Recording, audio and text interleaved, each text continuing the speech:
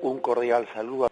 Un día más, con la gracia del Señor, proseguimos el comentario del Catecismo de nuestra Madre la Iglesia.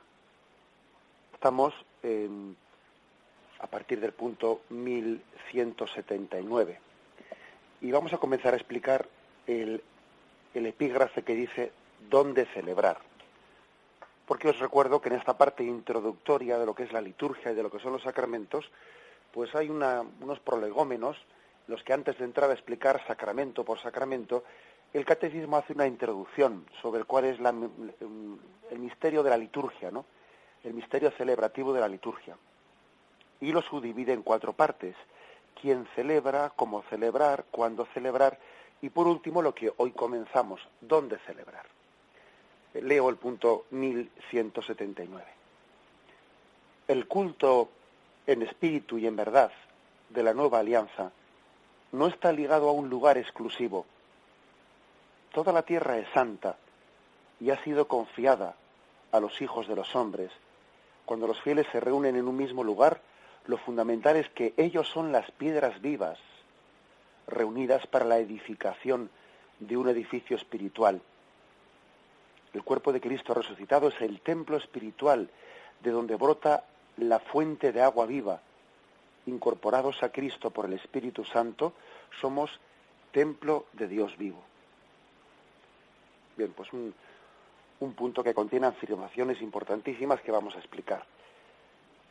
Primeramente hace referencia al episodio, aquí lo cita Juan 4:24, hace referencia al episodio de aquel encuentro que tuvo lugar junto al pozo de Jacob entre Jesús y la mujer samaritana. Se produjo un diálogo entre ambos, pues importantísimo, ¿no? Pero nosotros generalmente nos solemos referir, cuando hablamos del episodio de la samaritana, pues a la sed que tenía aquella mujer, a cómo Jesús le pide que le dé de beber, etcétera, pero se nos suele pasar un poco inadvertido una de las partes finales del diálogo entre Jesús y la samaritana, que es una parte muy importante, ¿no? A partir del versículo 19, del capítulo 4, lo voy a leer. Le dice la mujer: Señor, veo que eres un profeta. Nuestros padres adoraron en este monte, y vosotros decís que en Jerusalén es el lugar donde se debe de adorar. Bien, el contexto es que sabéis que entre los samaritanos y entre los judíos, pues existía un auténtico pleito, ¿no? El pleito de que ellos decían que el monte Garizim era en el cual los samaritanos habían construido un templo rival del templo de Jerusalén. El templo de Garizim era el de los samaritanos, el templo de Jerusalén era el de los judíos. Había rivalidad entre ambos y no se hablaban entre judíos y samaritanos. Muchas veces incluso los judíos que tenían que ir a Galilea, en vez de pasar por Samaria, que era el camino normal, daban una vuelta por no pasar por territorio samaritano. Bueno, pues no es el caso de Jesús, que Jesús habla con la mujer samaritana directamente, ¿no? Bien, entonces hay un litigio sobre cuál es el verdadero templo, cuál es el lugar, si Garizim o Jerusalén. Repito, pues nuestros padres adoraron en este monte y vosotros decís que en Jerusalén es el lugar donde se debe de adorar. Jesús le dice: créeme, mujer, que llega la hora en que ni en este monte, o sea, ni en Garizim, ni en Jerusalén, adoraréis al Padre. Vosotros adoráis lo que no conocéis. Nosotros adoramos lo que conocemos, porque la salvación viene de los judíos. Pero llega la hora, ya está en ella, en que los adoradores verdaderos adorarán al Padre en espíritu y en verdad. Porque así quiere el Padre que sean los que le adoren. Dios es espíritu, y los que adoran deben adorar en espíritu y verdad. Le dice la mujer: sé que va a venir el Mesías, el llamado Cristo. Cuando venga nos lo explicará todo. Jesús le dice: yo soy el que te está hablando. Bien, pues este pasaje en el que Jesús le dice a la mujer samaritana: llegará un día en que los verdaderos adoradores adorarán a Dios en espíritu y en verdad, no tanto en Garizim, no tanto en Jerusalén, sino en espíritu y en verdad. Le está con esto diciendo Jesús a la samaritana, está con esto purificando una concepción demasiado localista, localista de Dios. ¿Qué quiere decir con lo de localista? Que es como pretender reducir a Dios, pretender encorsetarlo en un lugar determinado, en un local, en un monte, en este monte sí, pero en el de al lado no, en este templo, en estas piedras. Bien, es decir, la presencia de Dios trasciende toda criatura humana. La presencia de Dios, nosotros no podemos pretender pues encorsetar a Dios pues en una criatura de Dios. Dios sí está presente entre nosotros, pero al mismo tiempo trasciende toda presencia, trasciende todo lugar, mejor dicho, todo lugar, toda obra suya. Las criaturas son obras de Dios y al mismo tiempo Dios las trasciende. Dios está en todas partes y al mismo tiempo pues ninguna criatura es capaz de contenerle a Dios.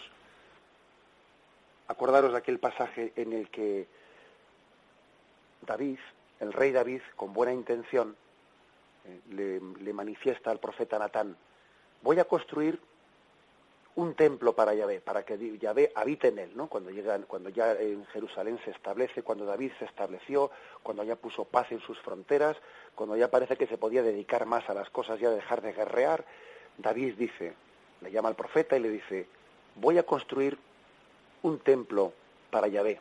Y Natán dice: bueno, que Dios te bendiga. Pero luego le llegó al profeta el oráculo para que se lo dijese a David, y se presentó en su presencia, se presentó ante David y le dice: ¿eres tú el que le vas a construir a Yahvé un templo? ¿Te crees tú que Yahvé va a habitar en una casa construida por tus manos? Es como si le dijese: ¿te crees tú que vas a meter a Dios en una caja de zapatos? ¿O es Dios el que te va a construir un templo para que Él mismo habite en él y tú puedas encontrarte con Dios?